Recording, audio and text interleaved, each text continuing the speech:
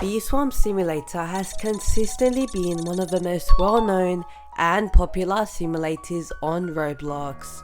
It's even been called the only good simulator left by countless of Roblox players. But how? How did Roblox Simulator conquer the Roblox Simulator genre? One of the biggest reasons the game stands out is its use of bees as pets. Bee Swarm currently features 81 different bees, and unlike almost every other simulator on Roblox, these pets are unique. Each bee has special abilities and they're ranked from common all the way up to mythical. If you're lucky, you can even get some of the best bees right at the start of the game, making hatching that new egg real fun. The bees are very different from one another too, coming in 3 different types: blue, red and white, each better at collecting their specific color pollen. This lets you customize your hive to fit your playstyle.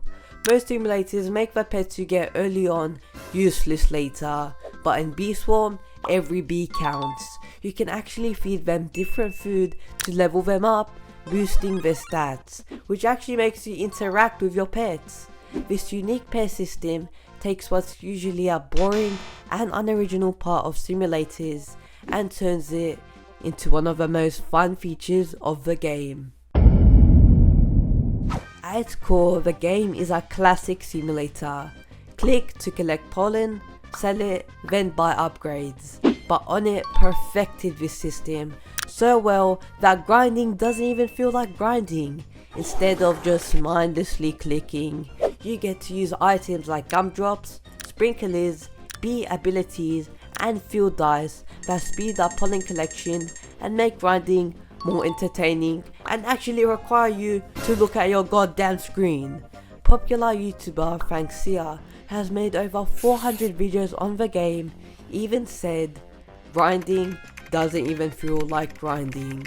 And it's true, and with all that pollen you had fun collecting, you can use it at 4 different shops spread throughout the map, where you can buy better backpacks to hold more pollen and better tools to collect that pollen more efficiently. Add in cool accessories that give you buffs, and using these items and upgrades throughout the game becomes a real fun experience and changes up the boring grinding aspect of most simulators. Bee Swarm also shines with its quest system, featuring bear characters who each have their own unique personalities.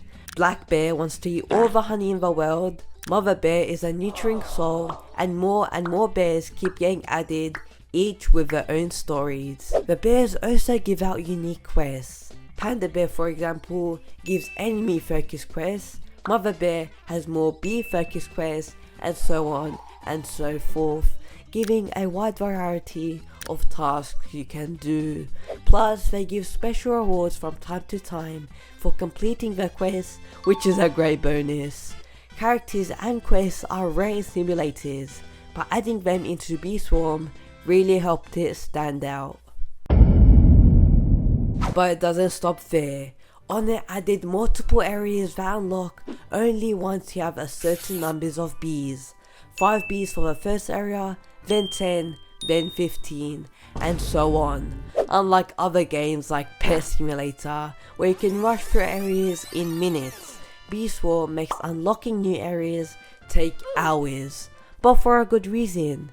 Each area contains multiple fields that produce different types of pollen, which are important for those quests we were talking about, and makes the game less repetitive. This makes unlocking new areas rewarding instead of just a quick dopamine hit. But in these areas you can also find enemies lurking around.